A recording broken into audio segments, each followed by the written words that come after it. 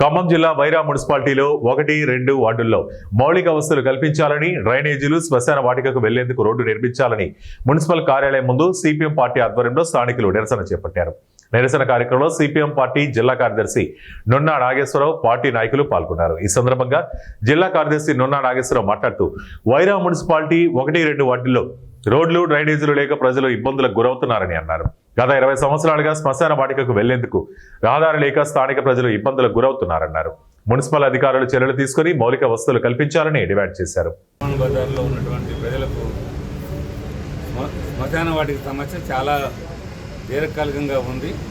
ప్రజలు చాలా ఇబ్బందులు పడుతూ ఉన్నారు. ప్రభుత్వ స్థలం ఉన్నప్పటికీ కూడా ప్రభుత్వ స్థలాన్ని ప్రైవేటు వ్యక్తులు దాన్ని ఆక్రమించుకొని దాన్ని వెంచర్లు వేసి అమ్ముకుంటూ ఉంటే అధికారులు ఏమాత్రం కూడా పట్టించుకోలేదు. కానీ ఆ ప్రాంతంలో ఉన్న చనిపోయినప్పుడు దహన సంస్కారాలు చేయాలని చెప్పంటే దారి లేకపోవటం వల్ల నానా అవస్థలు పడుతూ ఉన్నారు. చనిపోయినప్పుడు కనీసం 10 మంది ఎంట రావాలని చెప్పి కోరుకుంటారు. ఎంట వచ్చే వాళ్ళు కూడా కనీసం పోవడానికి దారి ఉండాలి.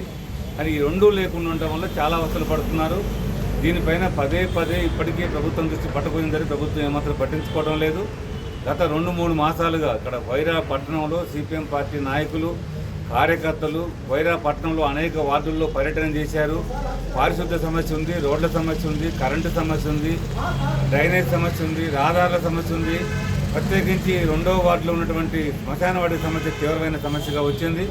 పైగా ఈ వర్షాలకు అనేక ప్రాంతాల్లో సుందరయ్య నగర్లో, పిఎస్ నగర్ 1లో 2లో కూడా వర్షాలు వచ్చి మొత్తం నీళ్ళు వచ్చి ఇళ్లలోకి వచ్చి ఇంట్లో ఉండలేని పరిస్థితి ఏర్పడుతూ ఉంది.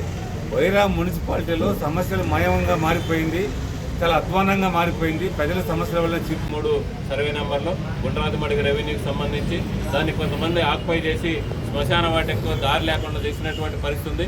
మనిషి చచ్చిపోతే 2-3 గంటల పాటు ఆ రహదారిని పొక్కులేనితోటో లేకపోతే జనం అంతా కలిసి కొడవల్లో గొడ్డలు తీసుకొని దారి బాగు చేసుకొని ముళ్ళు బురదలో గుంటపై దానం చేసుకోవాల్సిన పరిస్థితి పరిస్థితి ఉంది.